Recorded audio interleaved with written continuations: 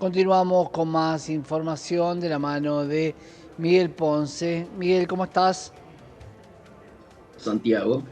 Economía y política, tu tema, y dos numeritos que rondan los 1300, que son diferentes, que vamos a hablar del dólar informal, el dólar que la calle percibe, y el riesgo país, el ritmo que el JP Morgan percibe de alguna manera. Contame, Miguel, ¿cómo lo ves? Bueno, sí, evidentemente el número ayer en superficie, el que todos hablaban, era la superación del 1300 por parte del Blue. Después vamos a analizar por qué. Y también que el riesgo país, superando los 1300, se acercaba a 1400. Paradójicamente, bajo eso que estaba en la superficie, tenía más preponderancia otro número, el 1400. ¿A qué me refiero? Ha hecho mucho ruido, Santiago, y recién se ha notado ayer el impacto que ha tenido el Staff Report del Fondo Monetario Internacional. Las conclusiones que fueron saliendo horas después, y hasta te diría días después. Vos acordate que veníamos de una semana, entre comillas, de éxitos, que se había inclusive sobredimensionado el Sí, famoso claro. 4. El 4.2, la ley de bases en el Senado, los 800 millones de dólares del fondo, etcétera, etcétera, los Swap con mercados China. reaccionaron. Ah, China, correctísimo. Todo eso venía pipí cucú, diría yo. Pero claro, aparece el Staff Report con varias novedades que empezaron a influir ayer en los mercados de manera muy contundente y cuantificadamente. El primer tema es que se ratifica el miedo, entre comillas, el temor, entre comillas, que tiene el fondo a que la recesión, que ya nosotros venimos definiendo como depresión, depreflación es el término que estoy Ujú. usando, eh, puede llegar a estirarse más. Nadie percibió la diferencia entre el informe inmediatamente anterior al fondo, cuando hablaba de una caída de 2 pero te anunciaba un rebote el año que viene en los niveles de actividad, a nivel inclusive de originar los celos de México, porque daban que Argentina era el país latinoamericano que más iba a rebotar el año que viene. ¿Qué pasó en este último informe? Además de corregir al agravamiento la caída del nivel de actividad de este año, 3.5, coincidiendo con lo que ya habíamos hablado con vos, que había Claro. adelantado el Banco Mundial, ¿no es cierto? Simplemente el fondo ratifica eso. No hay una frase que avise del rebote, de la recuperación, del crecimiento, ni siquiera el año que viene. Esta frase no está. Y esto pega fuertemente. El segundo elemento que pega, y por eso lo de 1400, es que se descarta, por supuesto, la dolarización, se descarta el cierre del Banco Central y se habla de que se marcha hacia una unificación del mercado cambiario y levantamiento del cepo a modo que Uruguay y Perú, textualmente dicho en el informe, en el Staff Report. Y entonces la pregunta es, ¿qué, cuándo, cómo y sobre todo cuánto, a cuánto? Porque obviamente la unificación del mercado cambiario, sumado a no corre más el blend a partir de fin de mes, de acuerdo a lo escrito, más que a lo Claro. dicho. El gobierno después pretendió desmentir. Y esto entonces está indicando que el nuevo piso de dólar oficial, en cuanto se rumorea para la unificación, en 1400.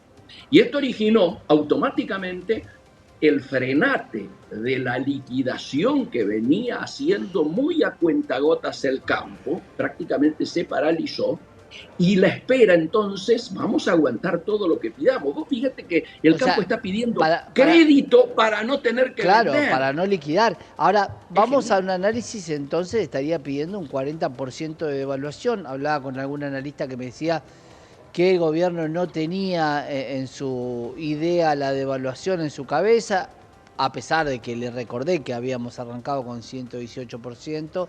Claro. Digo, unificar un tipo de cambio en 1400, analicémoslo, porque a la gente que ya está castigada, Miguel, no hay pass-through en eso, no puede haber pass-through porque ya la gente no compra, no tiene, no tendrá y ya se resignó, por llamarlo de alguna manera.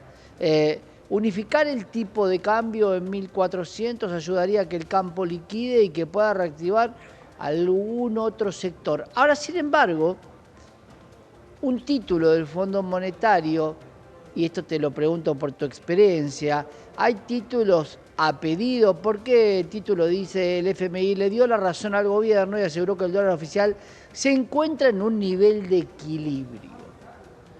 ¿Es un título comprado? Es, pará, no me pegues de esta manera porque me haces perder a mí credibilidad política, dame la derecha en alguna, Claro. no asustes a la gente con una devaluación porque si no, no la puedo hacer. ¿Cómo lo ves? Acordate cuándo surgió ese título. Ayer. Ayer después que los mercados habían comenzado a hablar.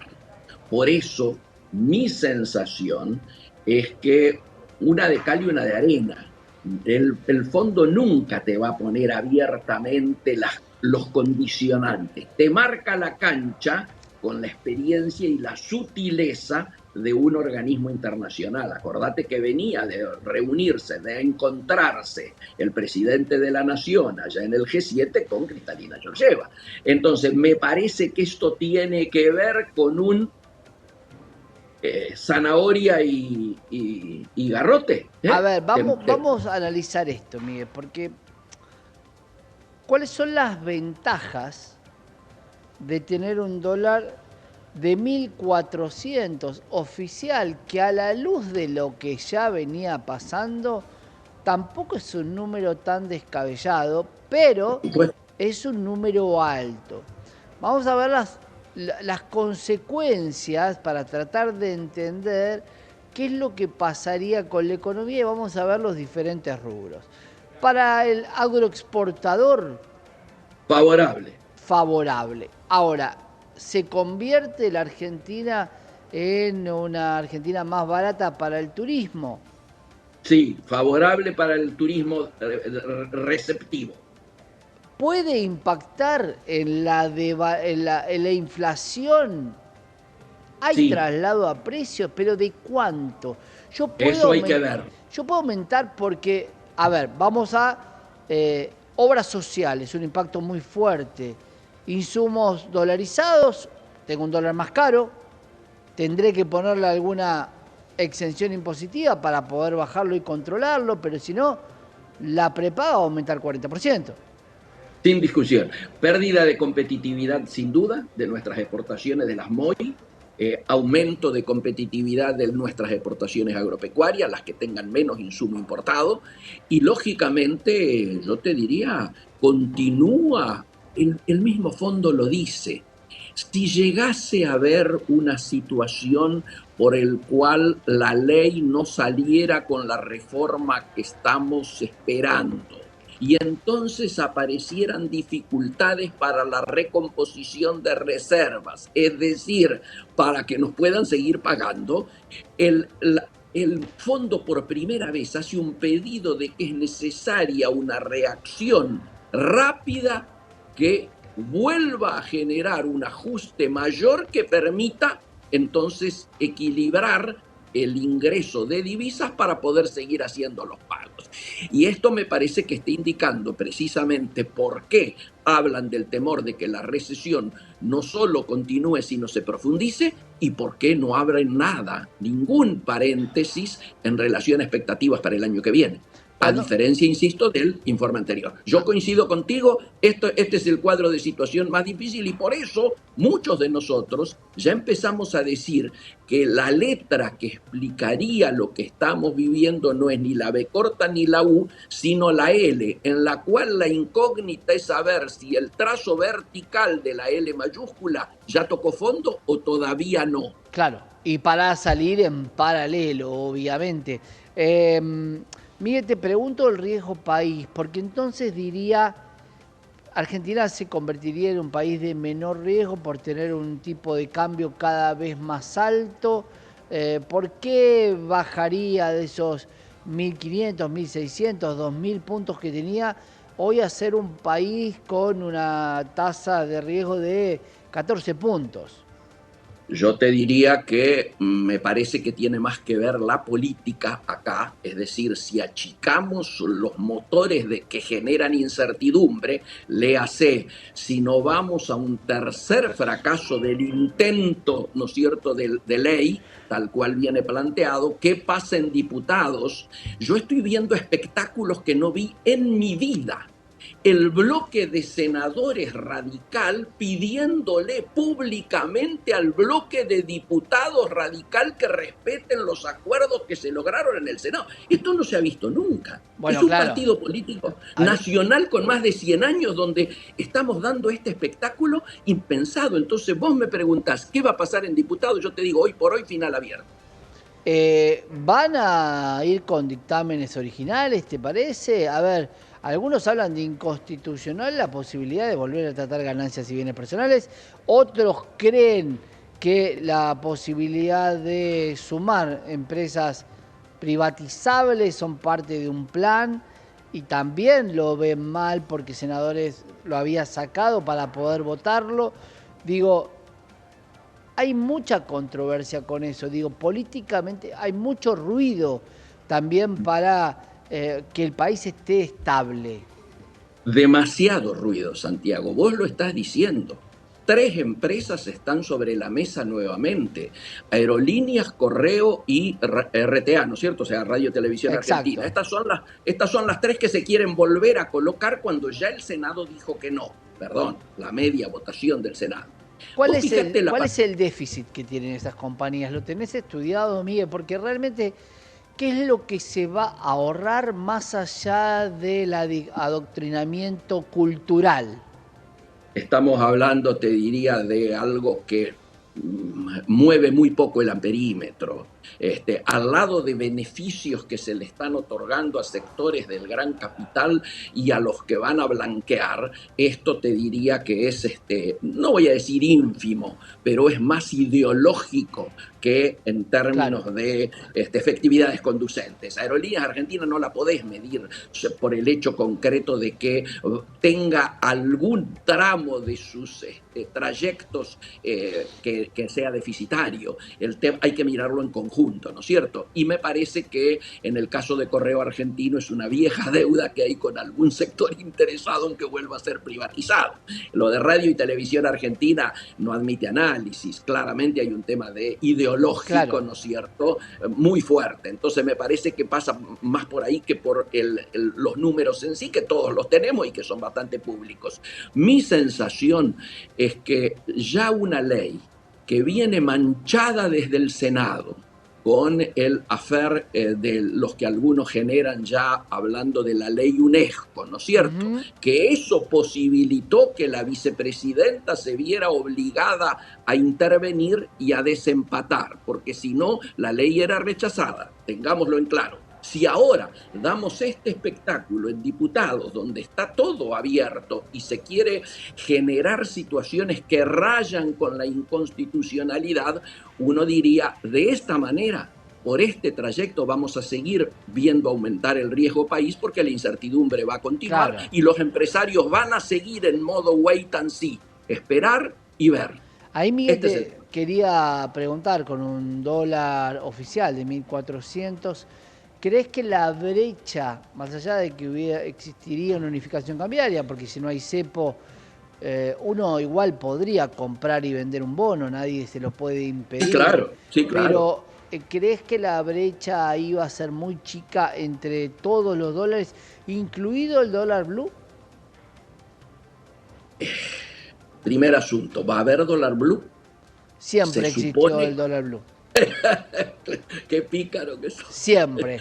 Es verdad, es verdad, Hay es verdad. economía informal, hay Sí, claro. mercadería efectivo Exacto. dando vuelta, hay Es la dólar blue. respuesta. Esa es la respuesta técnica. Hay economía informal, hay dólar blue. Bien. Sí, yo creo que también va a depender mucho de las expectativas, también va a depender de cómo lo lean los grandes actores, pero también con lo que pase con la economía real.